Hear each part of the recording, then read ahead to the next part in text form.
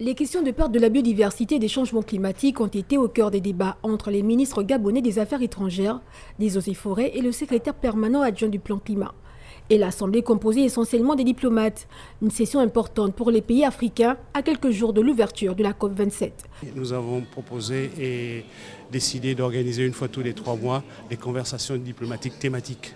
Et cette première conversation diplomatique avait pour objectif de familiariser les ambassadeurs et les représentations diplomatiques au Gabon sur la politique climat, la politique environnementale, les ambitions de son Excellence M. Ali Bongo Ondimba sur l'environnement, la protection de l'environnement, la biodiversité et le crédit carbone. On voit que sur 50 ans, le Gabon a investi sur le développement durable, on a réduit la déforestation, on est devenu le pays le plus positif en carbone au monde. Et ça, je pense que ça impressionne nos partenaires, mais ça les met aussi un peu sous pression de nous accompagner.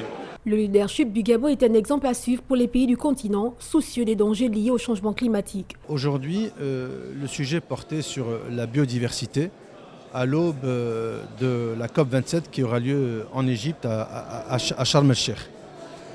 En effet, nous connaissons tous le leadership du Gabon grâce bien sûr aux efforts louables et que nous apprécions tous.